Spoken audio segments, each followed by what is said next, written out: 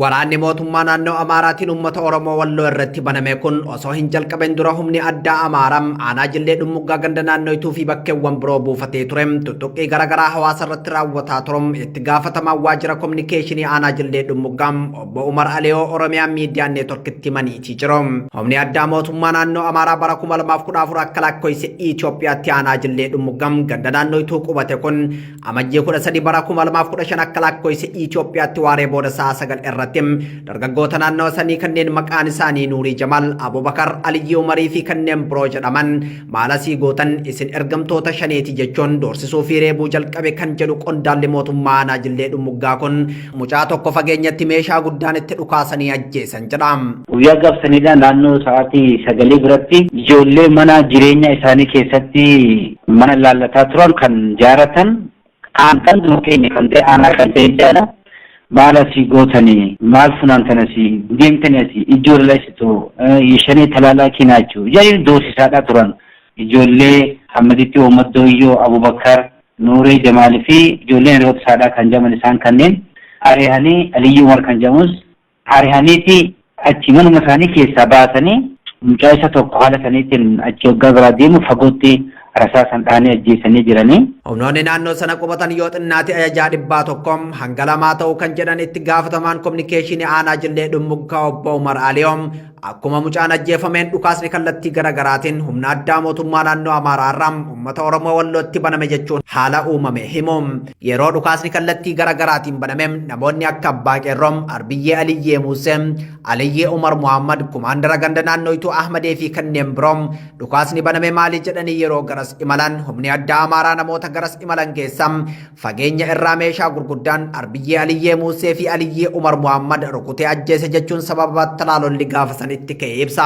Yeroo kanatti dhukaasa gara daddaatiin banamgaa yoo xiqqaatte ajaja 102 achi keessa jira baay'inni isaanii baay'ee hedduudha. Haala sanarraatiin ka'ee namoonni gandaadhaan Abbaa Qeerroo kan jedhamu Arbiyyee Aliyyii Muusee kan jedhamu sin jira. Kumaandariin gandaatis Hammadee kan jedhamu jira. Dhukaasni kun maali jennee gara naannoo sanitti yeroo deeman isaanis halaalumatti Arbiyyee Aliyyii Muusee kan jedhamu kanaa fi Aliyyi Umar Muhammad kan jedhamu kana meeshaa gurguddaadhaan rasaasan ajjeesanii jiran. Lolli gaafa amajjii 13 bara 2015 akka lakkoofsa Itoophiyaatti jalqabeem gaafa amajjii 14 bara 2015 itti fufuun humni addaa Amaaraa humna dabalataa kan faannoof keessaa qabu dabalachuun gandoota akka wasan qurqur keessatti dhaabbilee tajaajila hawaasummaa kanneen akka manneen barnootaa dabalatee manneen jireenya uummataa guutumaan guututti gubee jira jedhan. Humni addaa Amaaraa magaalaa guddoo aanaa Jillee Dhummuggaa Sanbatee keessa qubates akkuma waraanni ganda naannoo Ituutti jalqabeen tuttuqqii garaagaraa hawaasa irratti raawwataa turan jechuun humni biraa ammoo beekamtii bulchiinsa aanaa Jillee Dhummuggaatiin alam konkolaataa 5 fe'amee magaalaa Sanbatee seene jedhan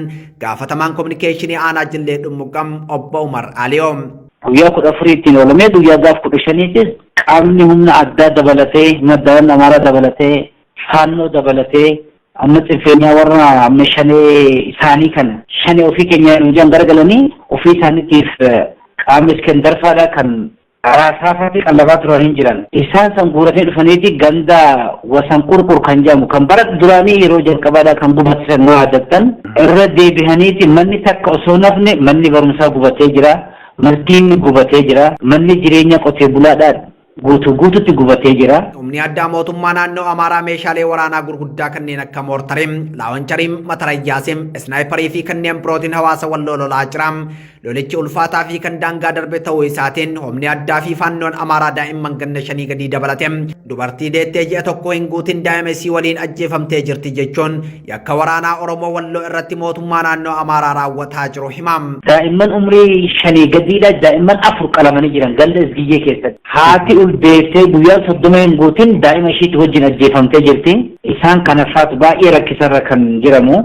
Amma yeroo kanatti hospitaalli hin jiru hanga guyyaa kaleessaa dabalatee bara gara nama 97 bira lubbuun bahee jira qotee bulaanii gara maddoo 130 bira darbee jira. Namoonni madaa'an sababa daandiin kallattii hundaan cufateef hospitaala seenanii wal'aanamuu hin dandeenye kan jedhan obbo Umar hanga guyyaa kaleessaatti namoonni nagaa ajjeefaman 97 yoo gahum madoon ammoo 137 gahee jira jedhan. Humni addaa Amaaraa ganda naannoo Ituu qubatee ture sun ijoollee daa'imman qalee kaampii isaa keessatti reeffa gatee akka jirus qondaalli kun himaniitii jiru.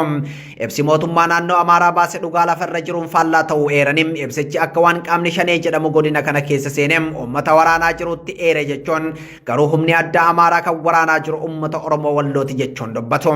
Dhaamsa qondaalli mootummaa aanaa Jillee Dhummuggaa dhaameen mootummaan federaalaa humna nagaa kabachiisuu naannichatti bobbaasuun nageenyi akka mirkanaa'u taasisuu qaba jechuun gaafatanii jiru.